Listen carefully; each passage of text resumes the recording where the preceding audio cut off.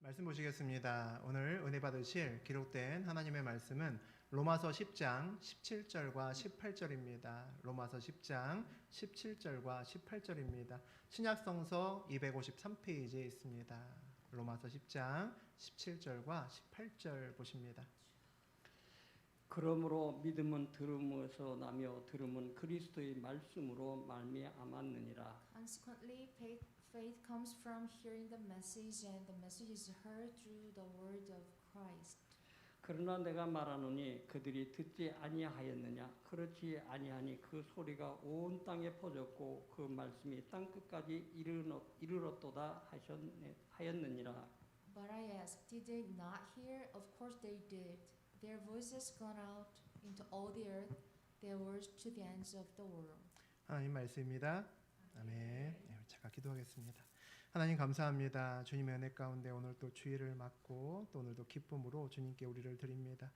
이 제사가 이 예배가 온전히 주님께 올려드리는 그런 시간 될 수 있도록 도와주시고 우리가 주님 앞에 온전히 설 수 있고 주님의 말씀을 온전히 받을 수 있도록 도와주시옵소서. 우리의 귀를 열어주시고 할례받는 마음을 허락하여 주셔서 주님을 온전히 받을 수 있도록 아버지 함께하여 주시옵소서. 이 모든 말씀 우리 주 예수 그리스도의 이름으로 기도드립니다. 아멘.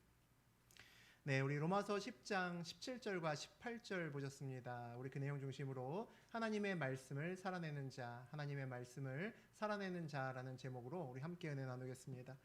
로마서 10장은 바울이 나의 소원은, 나의 기도 제목 1번은 나의 친척과 형제 이스라엘이 구원받는 것이다 라는 것으로 시작을 했습니다. 바울은 이스라엘, 특히 자기의 친족과 형제들이 구원받지 못하는 것에 대해서 굉장히 안타깝게 생각을 했습니다. 이스라엘은 하나님을 모르는 사람들도 아니고 열심히 없는 사람들도 아니었기 때문이죠. 그리고 그들은 심지어 성경을 수도 없이 읽고 또 암송하고 그렇게 평생을 살아갔던 그런 사람들이었기 때문입니다. 그럼에도 불구하고 그들은 메시아로 오신 예수님을 믿지 않았습니다. 예수님을 거부했죠. 구원의 길은 이스라엘 백성들에게 제일 처음 열렸습니다. 그런데 놀랍게도 이스라엘 백성들은 그 길을 잘 걷지 않았고 도리어 이방인들이 그 길을 먼저 걸었음을 봅니다. 참 아이러니한 일이 아닐 수 없죠. 그 모습을 보면서 사실 바울은 이방인들에게 복음을 전하는 것이 그의 사명이었습니다. 그가 열심히 이방인들에게 복음을 전하고 이방인들이 많은 사람들이 주께 돌아오는 것을 보는데 그의 형제들은 여전히 예수를 믿지 않는 것을 보니까 얼마나 안타까우겠습니까? 그래서 바울은 10장의 시작부터 그의 안타까움을 부르짖으며 10장을 시작을 했습니다. 그는 정말 슬프고 침통할 수밖에 없었을 겁니다. 왜냐하면 바울은 먼저 구원받은 자였기 때문입니다. 구원받았다는 것은 구원의 의미가 무엇인지 알았다는 것이고 또 반대로 구원받지 못한 것이 또 무엇인지 명확히 아는 사람들이 먼저 구원받은 자들이죠. 아주 원색적으로 복음은 천국과 지옥을 믿는 겁니다. 그것이 원색적으로 우리가 복음이라고 이야기를 합니다. 그래서 먼저 구원받은 자는 내가 구원받았구나 라는 것, 그리고 영원한 생명과 천국에 대한 소망으로 기쁨이 넘칩니다. 그런 마음도 있지만 반대로 구원받지 못한 사람들을 볼 때 안타까움이 있죠. 그 기쁨과 안타까움에 두 가지 마음을 전부 다 깊이 간직한 자가 먼저 구원받은 자들입니다. 우리 14절과 15절 읽어봅니다. 그런즉 그들이 믿지 아니하는 일을 어찌 부르리요? 듣지도 못한 일을 어찌 믿으리요? 전파하는 자가 없이 어찌 들으리요? 보내심을 받지 아니하였으면 어찌 전파하리요? 기록된 바 아름답도다. 좋은 소식을 전하는 자들의 발이여 함과 같으니라. 하나님을 모르고 믿지도 않는 사람이 주의 이름을 부를 수는 없죠. 하나님을 모르는 사람이 위기가 왔을 때 여호와 하나님 하고 부르면서 기도할 수는 없을 겁니다. 누군가는 주의 이름을 알려주어야 되고 누군가는 구원의 이름을 또 구원하는 길을 알려주어야 그 길을 걸을 수 있습니다. 그것을 위해 하나님이 부르시고 또 보내신 사람들이 있습니다. 그들을 우리는 그리스도인이라고 부르고 이 자리에 앉은 저하고 여러분이 모두 그 사명을 가진 자들입니다. 먼저 구원받은 사람들은 우리 모두 복음을 가슴에 품고 살아갑니다. 복음이라는 것은 기쁜 소식이죠. 아주 구원의 길로 기쁜 소식입니다. 그래서 우리는 기본적으로 복음을 품고 살아가는 사람들이기 때문에 늘 기뻐야 되는 사람들입니다. 그리고 그 기쁨 때문에 얼굴이 늘 밝게 바뀌는 사람들이죠. 우리는 교회에서 밖에서 그 얼굴만 봐도 그 기쁨이 느껴지는 사람들이 있습니다. 그들이 구원받은 자들입니다. 아침에 출근길에 이전에 제가 직장을 다니면서 아침 출근길에 전철을 타면 모두 다 국수가 퉁퉁 부른 얼굴을 하고 보통은 전철을 타고 있습니다. 그런데 그 와중에 중간중간에 빙긋이 미소를 짓고 있는 사람들이 군데군데 있습니다. 그 사람들 중에 일부는 그날따라 아침에 좋은 일이 생겨서 기뻐서 웃는 사람도 있을 거지만 그 웃는 사람들 중에 다수는 저는 그리스도인이라고 그렇게 생각을 합니다. 그 마음속에 있는 기쁨 때문에 오늘 특별한 날이 아니라 일반적인 날임에도 불구하고 예수의 복음 때문에 내 얼굴에 미소 지을 수 있는 사람들이 그리스도인이기 때문입니다. 구원을 받았다면 그 가슴에 복음이 없는 사람, 얼굴에 근심과 걱정이 드리워진 사람을 보면 안타까운 마음이 들어야 됩니다. 그리고 내가 가진 기쁜 소식을 저 사람도 가졌으면 좋겠다라는 마음을 가질 수밖에 없고, 그래서 우리는 전도를 하게 됩니다. 그런데 전도라고 하는 것이 늘 우리들에게는 부담이 듭니다. 난 내성적이라 낯선 사람들 보면 나 말하는 거 되게 힘든데, 그런 사람들도 있습니다. 또 어떤 분들은 내가 지금 형편이 어려워서 전도하기 좀 그렇고 내가 형편이 좀 나아지면 그때는 좀 전도 좀 해봐야겠다, 그렇게 밀어넣는 사람들도 있습니다. 또 실제로 우리 주변에 보면 전도를 특별하게 잘하는 분도 계십니다. 그런 분들도 있지만 우리가 전도라고 하는 것은 우리 모두가 해야 될 일이다라는 것에 대해서 또 부인하는 사람들도 또 없습니다. 어찌 보면 전도가 우리의 책임이야 라고 말하는 것 자체가 조금은 잘못된 말일 수도 있습니다. 우리가 책임이다, 의무다 라고 생각하기 때문에 전도가 우리에게 더 부담이 되는 것도 사실입니다. 그런데 내 안에 정말 기쁜 소식이 있고 내 안에 정말 복음이 있으면, 또 그 복음 때문에 내가 슬쩍 미소 지을 수 있고 중간중간 기쁠 수 있다면 사실은 우리는 누구나 전도하고 있는 중입니다. 전도하고 있는 중간이란 얘기죠. 하나님을 내가 이미 만났고 내가 하나님이 살아계심을 이미 안다면 우리는 모두 다 살아있는 전도지입니다. 걸어다니는 전도지라는 거죠. 내가 아침 출근길마다 빙글빙글 웃고 다니고 회사에 가서 아우 좋은 아침입니다 라고 여기저기 웃고 다니면 다른 사람들이 그럴 겁니다. 쟤는 맨날 좋냐? 라는 눈길로 저에게 아마 웃음을 주고 또는 누군가 물어볼 수도 있습니다. 어려운 일 당했는데도 내가 중간중간 미소 짓는 것을 잊지 않는다면 제 안에는 뭔가 있나 보다라는 궁금증을 다른 사람들에게 일으킬 겁니다. 결국은 나라는 전도지에 뭐라고 내가 평상시에 쓰고 다니는지가 굉장히 중요하다는 거죠. 사람들은 걸어다니는 전도지인, 살아있는 전도지인 우리를 통해서 하나님을 봅니다. 우리가 하나님을 보여줄 수 있는 사람들이라는 거죠. 살다가 가끔은 내게 큰 어려운 일이 오기도 합니다. 반대로 큰 기쁜 일이 오기도 하죠. 그 큰 일이 왔을 때 사람들은 나라는 전도지 안에 무엇이 써 있는지 주목하게 됩니다. 그리고 그것을 볼 수 있는 시간이 허락됩니다. 그러니까 내가 살아있는 전도지인데 만약 주변 사람들이 아무도 나에게 묻지도 않고 궁금해하지도 않는다면 내가 평상시에 나라는 전도지에 엉뚱한 것을 쓰고 다녔을 수도 있다는 거죠.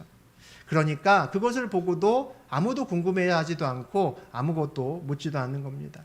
전도하려면 내 삶의 전도지에 정말 복음을 쓰셔야 됩니다. 정말로 기쁜 얼굴을 가지고 있어야 되고 그 복음 하나로 기쁜 인생길이 돼야 된다는 거죠. 그러면 내성적이어도 괜찮습니다. 내 형편이 안 좋아도 괜찮습니다.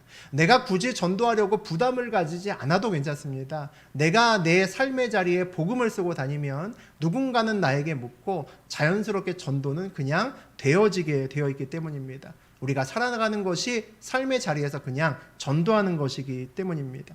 전도는 내가 하는 것이 아니라 여러분 안에 또 제 안에 있는 복음이 하는 겁니다. 그리고 우리 안에 살아계신 그리스도를 모시고 있으면 그 그리스도께서 전도를 하시는 거죠. 우리 16절과 17절 읽어봅니다. 그러나 그들이 다 복음을 순종하지 아니하였도다. 이사야가 이르되 주여 우리가 전한 것을 누가 믿었나이까 하였더니 그러므로 믿음은 들음에서 나며 들음은 그리스도의 말씀으로 말미암았느니라.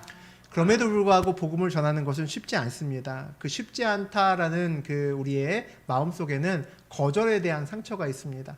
가끔 요즘은 이제 코로나 때문에 우리가 안 나가는데 우리 이전에 저 예진 빌딩에 있을 때는 중간중간에 우리가 전도 나갔었죠.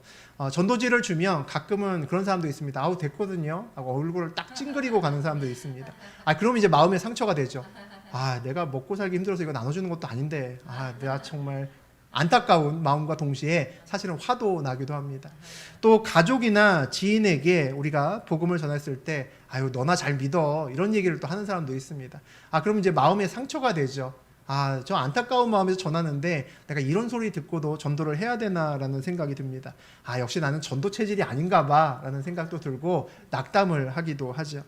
우리만 그런 것이 아니라 수천 년 전에 이사야서를 쓰고 하나님의 말씀을 진짜 엄청나게 선포했던 이사야도 때로는 그런 생각이 들었던 것 같습니다. 그가 오늘 하나님께 질문하는 거죠. 그렇게 묻습니다. 주님, 제가 전한 것을 도대체 누가 믿었습니까? 참 많이 전했는데 도대체 믿는 사람이 있기나 한 겁니까? 이렇게 좀 약간 대드는 느낌으로 하나님께 그렇게 질문한 이사야를 볼 수 있습니다. 아마 오랫동안 가족이나 지인을 중간중간에 전도하고 그들을 위해서 참 눈물로 기도했는데도 아직도 이 시간에 교회 오지 않고 예배드리지 않고 하나님은 없어 라고 하고 있는 우리 사랑하는 가족들을 보면 우리가 저런 마음이 우리도 들 수도 있을지 모르겠습니다. 하나님, 제가 전도하고 기도하고 하는데 도대체 내가 전도한다고 누가 믿기는 하는 겁니까? 그런 생각이 우리도 들고 우리도 저렇게 좀 하나님께 좀 푸념어린 좀 투정을 하고 싶은 그런 때도 있습니다. 그에 대한 하나님의 대답을 보니까 뭐라고 말씀하십니까? 그들이 다 복음을 순종하지 않았다라고 말씀하십니다. 그러니까 믿는 사람도 있었지만 믿지 않는 사람도 많았다는 겁니다. 듣고 믿었던 사람은 생각보다 소수였을 수도 있다라는 생각이 듭니다. 그럼에도 불구하고 우리가 전도해야 되는 이유는 복음이 기쁜 소식이기 때문입니다. 내가 그 길이 생명의 길임을 알고 내 마음이 기쁘기 때문에 그것을 또 전하지 않을 수 없다는 거죠. 그럼에도 불구하고 전해야 되는 또 다른 이유가 있습니다. 그것이 17절이죠. 그러므로 믿음은 들음에서 나며 들음은 그리스도의 말씀으로 말미암느니라. 이것이 우리가 복음을 전해야 되는 또 다른 이유입니다. 믿음은 들음에서 납니다.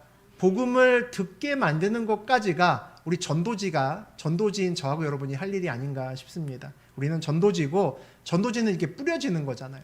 뭐 남들에게 발표도 괜찮습니다. 전도지는 얼굴에 발피라고 던져지는 거니까 대신에 누군가가 그것을 읽기만 하면 되는 거죠. 그럼 우리 사명 다 하는 겁니다. 그래서 우리가 누군가를 복음을 듣게 하는 것으로 우리의 사명이 끝난다고 생각을 합니다. 믿음은 먼저 들음으로 시작되죠. 그래서 아직 믿음이 없는 사람도 이 자리에 와서 또 온라인으로 오프라인으로 그냥 이렇게 설교를 듣고 말씀을 듣는 것만으로도 굉장히 은혜롭고 크다라고 생각이 듭니다. 그러니까 집에 잠자고 있는 아들, 딸들 다 깨워서 여기 와서 자도 됩니다. 엎드려서 자도 아무도 뭐라 그러지 않으니까 우리 교회는 자도 아무 말 안 합니다. 그냥 앉아있기만 하면 됩니다. 다 깨우셔서 데려오시는 주님의 은혜가 함께 하시기를 바랍니다. 믿음이 내 맘대로 되지 않는다라는 걸 누구보다 잘 압니다. 제가 오랫동안 안 믿고 교회만 그냥 왔다 갔다 했기 때문에 그 마음이 어떤 마음인지 압니다. 한때는 저도 이제 교회만 왔다 갔다 하다가 어차피 주일날 되면 내가 한 번은 교회 가는데 이왕 교회 다니는 거 좀 제대로 믿었으면 좋겠다 라는 생각을, 그 기특한 생각을 한 적도 있습니다. 근데 이게 안 되더라고요. 믿는다고 내가 선포한다고 믿을 수 있는 것도 아니고 이게 마음이 가야 믿을 수 있는 것 아닙니까? 믿어줘야 믿죠. 그런 생각이 머릿속에 자꾸 떠올랐습니다. 믿음은 쇠뇌가 아니잖아요. 오늘부터 내가 믿어 결단한다고 믿을 수 있는 것도 아닙니다. 하지만 믿고 싶다면, 그런 생각이 조금이라도 있다면 하나 할 수 있는 것이 있습니다. 그것이 듣는 거죠. 설교를 듣고 말씀을 듣고 찬양을 부르고, 이거는 누구나 할 수 있습니다. 예수님을 진짜 믿을 수 있는 방법이 하나 있습니다. 그것이 진짜 듣는 겁니다. 진짜 들으면 예수님을 볼 수 있습니다. 진짜 듣는 거라는 얘기는 귀로 듣는 것을 넘어 마음으로 듣는 것이고, 마음으로 듣는 것이란 얘기는 오늘 내가 들은 말씀 중에 걸리는 말씀 그 하나를 붙들고 내가 삶에서 살아가는 겁니다. 그 삶에서 살아내는 거죠. 그게 마음으로 듣는 겁니다. 삶에서 말씀대로 순종하는 것이 진짜 듣는 거라는 거죠. 우리 교회에서 새벽에 우리 새벽 예배는 통독을 위주로 합니다. 통독을 위주로 하고 제가 짧게 설교를 잠깐 하는 걸로 우리 새벽 예배를 드리고 있습니다. 처음엔 그렇게 드리지 않았는데 그렇게 바꾼 지가 한 2년 정도 되었고 계속 새벽 예배를 함께 드리신 분은 벌써 한 해에 한 번씩 성경을 읽게 되니까 벌써 2회도 가까이 하게 됐습니다. 또 뭐 개인적으로 성경을 많이 읽으신 분들도 있죠. 나는 성경 한 100번을 읽었을걸? 뭐 이런 분들도 중간중간에 있습니다. 성경을 읽는 것은 참 좋은 일입니다. 그런데 성경을 읽는 것보다 훨씬 더 중요한 것은 내가 읽었던 말씀 중에 어느 한 구절이라도 내가 잡고 오늘 하루를 살아가는 겁니다. 그게 훨씬 더 중요하죠. 듣는 것보다 말씀을 살아내는 것이 훨씬 더 중요합니다. 귀로 들은 말씀을 나의 삶에서 살아낸 말씀으로 바뀔 때 우리가 그 말씀이 삶에서 얼마나 힘이 되는지를 저하고 여러분의 삶에서 경험하게 됩니다. 우리 눈에 보이는 자연만, 우리 나무나 꽃이나 새나 뭐 이런 것들만 주의 깊게 관찰을 해도 많은 깨달음을 얻습니다. 자연은 정말 신기하고 오묘하다라는 생각을 감출 수가 없습니다. 제가 생명과학을 전공해서 그런지 몰라도 매번 세포를 연구하고 이런저런 생물을 연구하잖아요. 그런 거 연구하다 보면 생물은 참 기가 막히다라는 생각을 할 때가 한두 번이 아닙니다. 여러 다른 생물들이 서로 이렇게 모여서 하나의 생태계를 구성하는데 그 생태계가 남음도 없이 모자람도 없이 항상 일정하게 유지되는 것을 보면 이건 진짜 기적이다라는 생각이 들 정도입니다. 심지어는 누가 방해를 해서 생태계가 크게 한번 교란되거나 망가져도 시간이 지나면 원상복귀되거든요. 이게 참 놀라운 일이 아닐 수 없습니다. 우리 사람도 마찬가지죠. 우리도 병이 걸리면 애지간한 병들은 약 먹지 않아도 스스로 낫습니다. 그래서 우리가 병원 안 가는 거죠. 우리가 병원에 가끔 가는 이유는 내 몸으로 반응해서 쉽지 않은 병들, 그 병들을 약이나 다른 도움을 받기 위해서 갑니다. 만약에 우리 몸이 제대로 그렇게 병에 반응하지 않는다면 우리는 병원에서 내내 살아야 되고 가끔 외출해야 될 겁니다. 특별한 일이 있을 때만. 그런데 우리 몸이 그렇게 좋은 몸이기 때문에 정말 신기한 몸이기 때문에 우리가 이렇게 계속 밖에서 살아갈 수 있는 거죠. 모든 생물학자가 저를 포함해서 생물을 연구하다 보면 한 가지 느껴지는 결론이 있습니다. 진짜 신기하다는 겁니다. 보면 볼수록 신기하다는 거죠. 보면 볼수록 신기하다는 얘기는 사실은 과학적인 용어가 아닙니다. 신기하다는 것은 내가 파고 또 파고 또 파도 알 수 없는 것이 계속 나온다는 겁니다. 그게 신기하다는 거죠. 그래서 우리 생물학자들은 특히 생명을 연구하는 사람들은 그런 얘기합니다. 다른 모든 과목, 물리화학, 지구과학 뭐 이런 것들 다 망해도 생물학은 안 망할 거다. 왜냐하면 계속 신기하거든요. 파면 팔수록 신기하거든요. 그러니까 계속해서 새로운 논문을 쓸 수 있는 것이 또 생물학이기도 합니다. 내가 모르는 것이 무엇이 있구나라는 것이 느껴지는 것이 결국 과학의 마지막 결론이라는 겁니다. 과학이라는 것이 어찌 보면 신의 작품을 과학의 힘으로, 인간의 힘이죠. 그 신의 작품을 인간의 힘으로 그 신비를 하나하나 풀어가는 것이 과학이죠. 그럼 기독교란 건 뭘까요? 하나님이라는 분을 내 삶의 자리에서 그 하나님의 신비를 하나하나 우리의 삶의 시간과 삶으로 풀어가는 겁니다. 그것이 기독교라고 볼 수 있죠. 우리도 과학자처럼 우리의 삶을 정말 깊이 들여다보면 뭔가 있네 라는 것을 깨달을 수 있습니다. 자연을 보고서도 생물을 보고서도 이거 뭔가 있네 라고 깨달아서 논문도 쓰는데 우리의 삶을 깊이 있게 돌아보면 이거 신기하네, 이거 뭔가 있네, 우리도 우리 나름대로의 논문을 쓸 수 있는 겁니다. 마찬가지라는 거죠. 과학에서는 내가 뭔가 신기한 것을 발견했을 때 그것을 증명하기 위해서 하는 것이 있습니다. 실험을 합니다. 실험을 하면서 내가 이 발견한 이것이 진짜 신기한 건지 아니면 내가 잘못 본 건지 그것을 실험을 하면서 우리가 알아냅니다. 우리의 삶의 영역에서도 마찬가지죠. 하나님의 신비를 풀어가기 위해서 우리의 삶에서도 이거 신기한 게 나타나면 우리도 검증을 해야 됩니다. 우리도 실험해야 된다는 거죠. 뭘로 실험하면 될까요? 말씀으로 실험하면 됩니다. 성경으로 실험하면 됩니다. 성경은 수천 년 전에 쓰여진 책이죠. 그리고 수천 년 동안 우리 위에 있는 수많은 믿음의 조상들이 그 책의 말씀을 가지고 삶에서 검증하고 또 실험했던 그런 책입니다.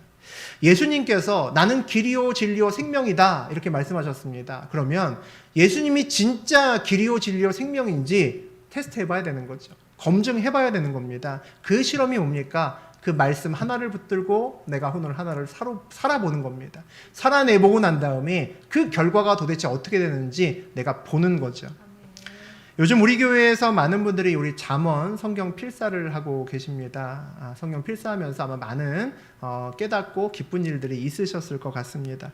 필사하다가 이제 마음에 이렇게 오는 말씀들이 있습니다. 야, 이거 진짜 좋은 말씀이다. 이대로 살면 정말 좋겠는데? 라고 그게 쓰여지는 말씀이 있고, 또 쓰다 보면 야, 이거 이대로 살면 진짜 안 되겠네. 또 걸리는 말씀이 있습니다. 사실 나도 이대로 사는데, 이거 이대로 살면 안 되는데 라고 걸리는 말씀이 있다는 거죠. 그런 말씀들 하나를 붙들고 내 삶을 하나 바꾸어 나가는 겁니다. 그것이 말씀을 붙들고 삶을 사는 거죠. 그러면 그렇게 살아가면 하나님의 말씀이 생명의 말씀이다 라고 하는 것이 무슨 말인지 알게 됩니다. 말씀을 붙들고 살아내면 그동안 보이지 않던 끈이 보이기 시작합니다. 야, 뭔가 있는데 라는 말이 계속 우리의 입술을 자극을 하게 됩니다. 뭐가 있다는 거죠. 내 삶을 이끌어가는 분이 하나님이구나 라는 것을 인정하는 그날이 반드시 오게 됩니다. 말씀을 붙들고 살면 안 보이던 것이 보이고 하나님이 결국 우리 삶에 나타나기 때문입니다. 18절 보겠습니다. 그러나 내가 말하노니 그들이 듣지 아니하였느냐? 그렇지 아니하니 그 소리가 온 땅에 퍼졌고 그 말씀이 땅끝까지 이르렀도다 하였느니라. 유대인들에게는 정말 말씀이 마르고 닳도록 전해졌던 사람들입니다. 유대인들이, 성경도 유대인들이 썼고 그 말씀이 처음 지어졌을 때부터 그들에게 선포됐습니다. 그러니까 나는 복음 듣지 못했어, 나는 하나님 말씀 몰라, 이런 사람은 유대인 중에 정말 한 사람도 없을 겁니다. 그럼에도 불구하고 그들이 믿지 않았다라고 그렇게 오늘 이야기를 합니다. 그런데 우리나라도 여기에서 그렇게 특별하게 자유롭지는 않겠다라는 생각이 듭니다. 우리나라가 전 세계에서 가장 큰 부흥을 단기간에 맛봤던 나라가 대한민국입니다. 몇십 년 되지 않았는데 아무도 안 믿던 하나님을 굉장히 많은 사람들이 믿죠.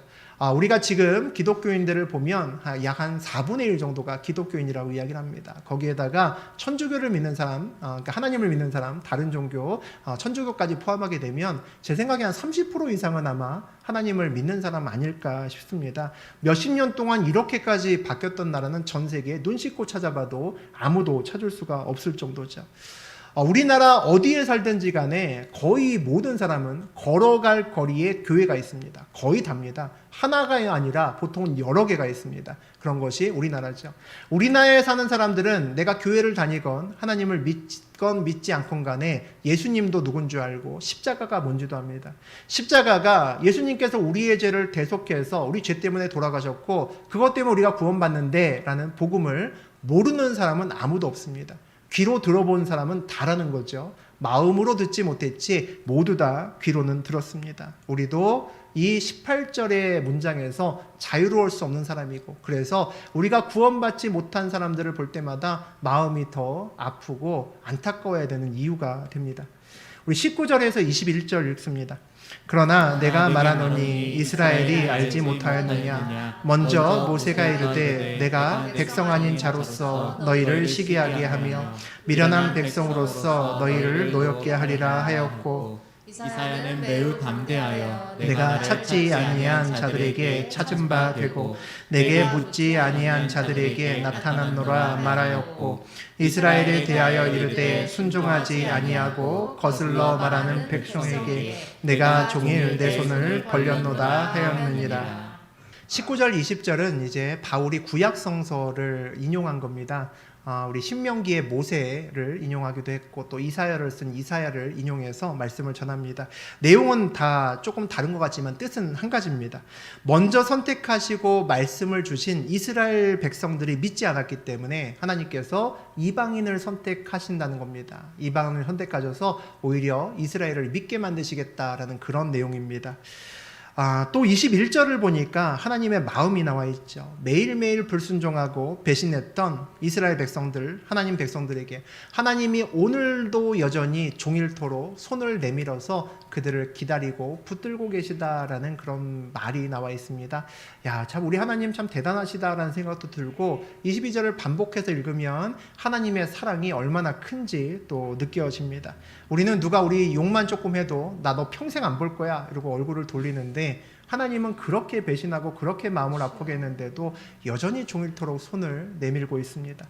이 21절을 읽다 보면 예수님께서 사역하실 때 우리 작은 아들 탕자에 대한 이야기를 했던 것이 기억에 남습니다. 아버지가 시퍼렇게 살아있음에도 둘째 아들이 건방지게 와서 유산 내놓으라고 막 그렇게 강짜를 놓고 때를 쓰죠. 그래서 아버지가 유산을 줍니다. 그러니까 둘째 아들이 어떻게 했습니까? 그 유산을 가지고 아버지가 손이 미치지 않은 먼 곳으로 떠나버립니다. 외국으로 아예 날라버리죠. 그래야 아버지 간섭을 받지 않으니까. 거기서 자기 마음대로 막 삽니다. 자기 마음대로 사업하고 자기 마음대로 놀고 먹고 놉니다. 그러다가 완전히 다 망해버리죠. 얼마나 망했냐면 우리 전부 다 아시겠지만 돼지 사료를 구할 정도까지 떨어집니다. 개 사료, 개밥을 먹을 정도까지 그렇게 삶이 떨어진다는 얘기죠.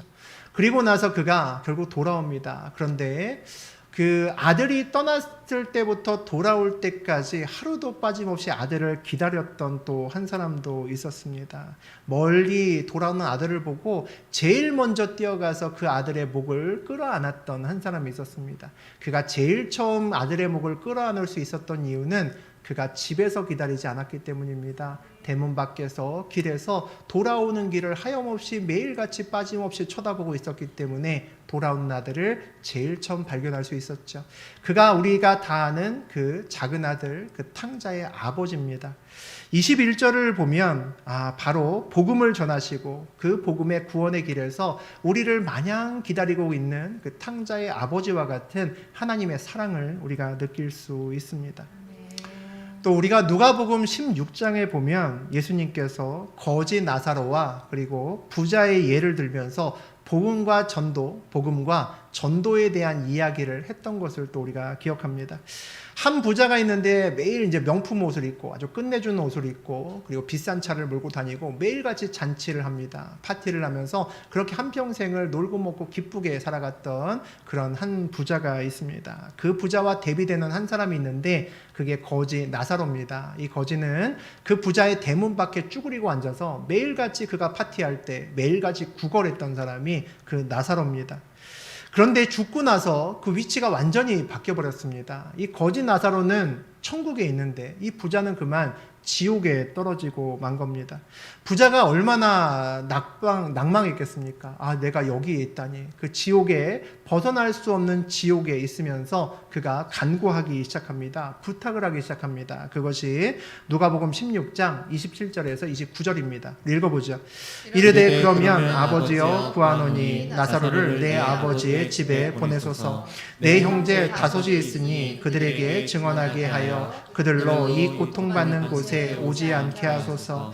아브라함이 이르되 그들에게 모세와 선지자들이 있으니 그들에게 들을지니라. 부자가 동생이 5명이나 있습니다. 그런데 부자가 가만 생각하니까 이 지옥불에 던져지고 나니까 그들도 그냥 내버려두면 나하고 똑같이 살다가 똑같이 이곳에 올 것 같은 겁니다. 그러니까 걱정이 되는 거죠. 그래서 그렇게 이야기를 합니다. 그러니 지금 죽은 나사로, 천국에 있는 그 나사로를 우리 형제들에게 좀 보내서 내 동생에 보내줘서 그들에게 말씀을 전하게 하면 그들이 듣고 믿고 그들은 죽고 나서 나처럼 이곳에 오는 것이 아니라 천국에 갈 겁니다. 그러니까 그 나사로를, 그 죽은 나사로, 천국에 있는 나사로를 좀 내 동생들에게 보내주십시오 라고 그렇게 이야기를 합니다. 때는 늦었지만 철이 들은 거죠. 이제 때는 늦었지만 이제 돌이킨 겁니다. 정신 차린 거죠. 근데 그에 대한 아브라함의 대답이 놀랍습니다. 이미 모세와 선지자들이 있으니까 죽은 나사로가 갈 필요 없다라고 단칼에 자릅니다. 이미 그들에게는 말씀이 있고 그 성경을 가르치는 선지자들도 있다는 거죠. 그러니까 그들에게 말씀을 듣는 것으로 충분해라는 그런 말을 합니다. 여기 이제 부자가 더 이야기를 합니다. 우리 30절과 31절 봅니다. 이르되 그렇지 아니하니이다. 아버지 아브라함이여 만일 죽은 자에게서 그들에게 가는 자가 있으면 회개하리이다. 이르되 모세와 선지자들에게 듣지 아니하면 비록 죽은 자 가운데서 살아난 자가 있을지라도 고난을 받지 아니하리라 하였다 하시니라. 부자가 그 거절하는 얘기를 듣고 펄쩍 뜁니다. 왜 그럴까요? 부자도 그 얘기 들었기 때문입니다. 선지자로부터 그 얘기 들었기 때문입니다. 나도 복음 듣고 나도 말씀 안다는 겁니다. 그런데 순종하지 않아서 지금 지옥에 있는 거죠. 그러니까 만일 죽은 자가 가서 이야기를 하면 놀라운 기적을 보면 내 동생들 모두 회개하고 천국 갈 수 있을 거다. 나는 확신한다는 겁니다.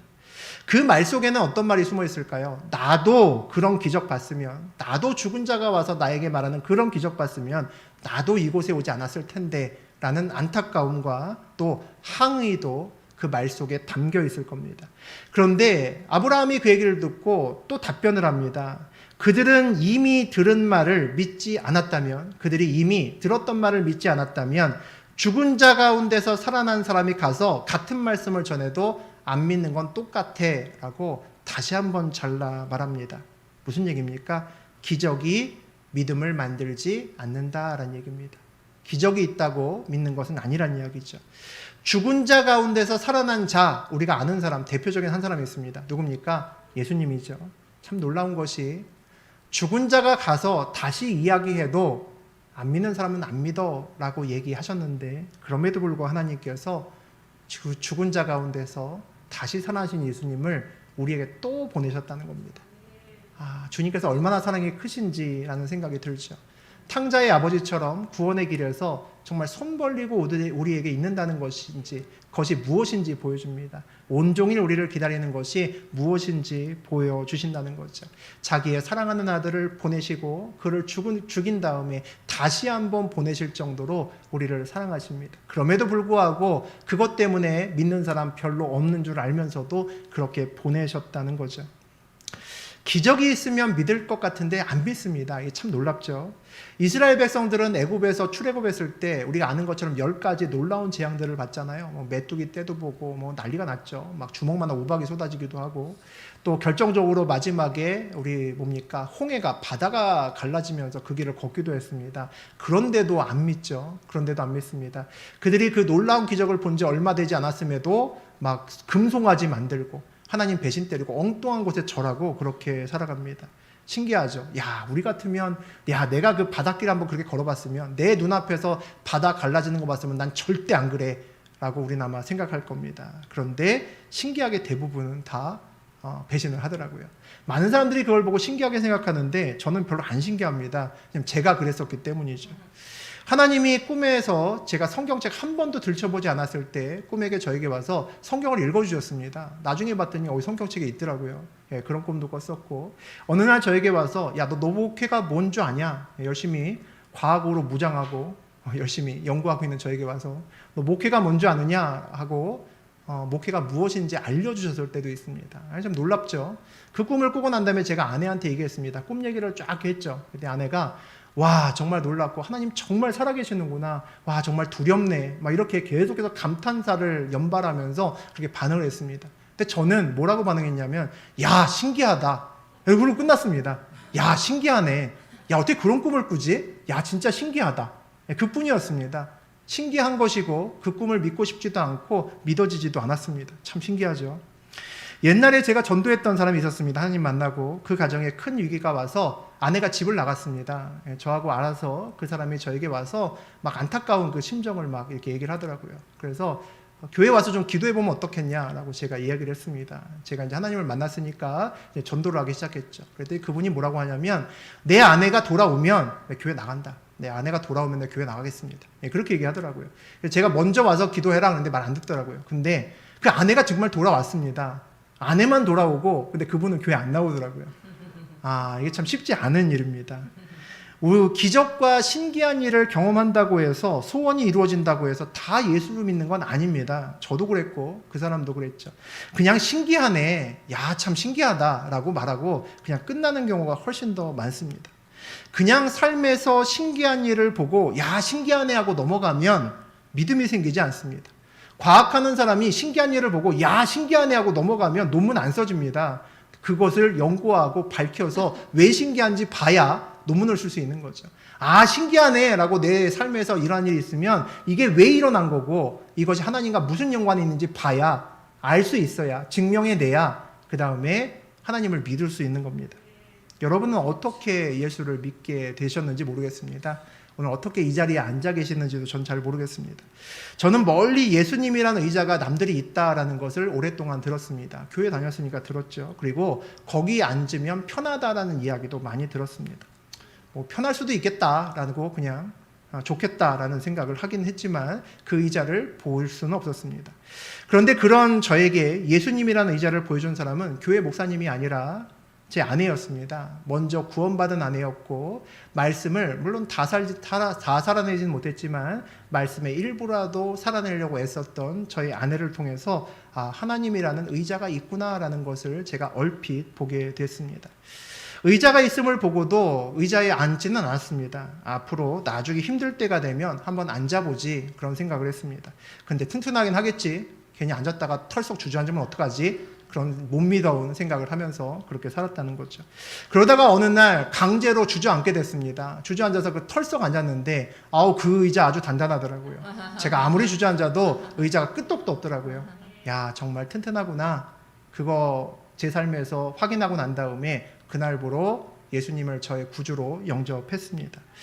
그 시간이 지금 생각해보면 참 힘든 시간이었는데 지나가고 나니까 그보다 더 큰 은혜가 없었습니다. 항상 의자가 있으니까 어디에 있어도 제 마음이 항상 부담도 없고 두려움도 없고 그렇게 살아갑니다.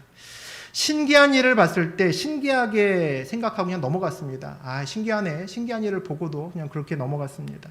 누군가 말씀을 전해 주었을 때도 그냥 귀로만 들었습니다. 그러니까 믿음이 안 생겼습니다. 그런데 먼저 구원받은 사람을 통해서 예수님을 슬쩍 보게 되었고 그리고 말씀에 순종하게 되었을 때 그때 하나님을 보게 됐습니다. 하나님을 보는 것은 말씀을 순종해야 되는구나라는 거죠. 말씀을 살아내야 하나님이 보입니다. 하나님을 믿을 수 있죠. 말씀을 살아내야 내 주변의 사람들에게도 하나님을 보여줄 수 있습니다. 오늘 부자와 우리 거지 나사로에 대한 이야기를 함께 나누었는데 거기 놀라운 사실 한 가지가 더 있습니다. 부자의 이름은 없는데 거지의 이름은 있습니다. 참 놀랍죠. 그 사람이 세상에 살 때 매일같이 명품 옷을 입고 다니고 매일같이 잔치를 벌이고 살 때 그 당시에 그 부자 이름을 몰랐던 사람이 있었겠습니까? 아마 요즘으로 치면 아주 큰 대기업 회장일 수도 있고 내노라는 정치인일 수도 있습니다. 그렇게 살아갔다는 얘기죠. 그 사람 모르는 사람 아무도 없었을 겁니다.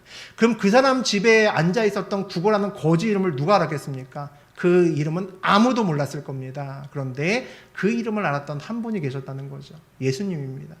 우리가 누구에게 기억되는 이름을 갖고 있느냐가 이렇게 중요합니다. 하늘에서 완전히 역전되기 때문입니다. 하나님께 기억되지 않았던 이름을 갖고 있는 부자는 여전히 오늘도 부자라고 기록되어 있습니다. 그는 지옥에 떨어져 있고 하나님께 기억되어 있던 그 나사로는 성경책엔 나사로라고 기억되어 있고 천국에 있음을 볼 수 있습니다. 세상에 기억되는 사람이 아니라 하나님께 기억되는 이름으로 살으셔야 됩니다. 하나님의 말씀을 살아내는 자는 저는 하나님께 기억되는 사람이라고 생각합니다. 하나님의 말씀을 살아내는 자는 나뿐만 아니라 나도 살고 남도 살리고 남에게 하나님을 기억되게 만들 수 있는 또 그런 사람이라고 생각합니다. 여러분의 삶에서 뭔가 신기한 일이 생겼으면 그 신기한 일을 붙들고 하나님을 쳐다보셔야 됩니다. 진짜 하나님이 있는지, 예수님이 정말 길이요 진리요 생명인지 우리의 삶에서 검증하셔야 됩니다. 검증이 끝나면 진짜 믿을 수 있습니다. 진짜 믿으면 우리가 세상을 살릴 수 있습니다. 그렇게 살아내는 하나님의 말씀을 살아내는 한 사람으로 살아가는 저하고 여러분 되시기를 주의 이름으로 축복합니다.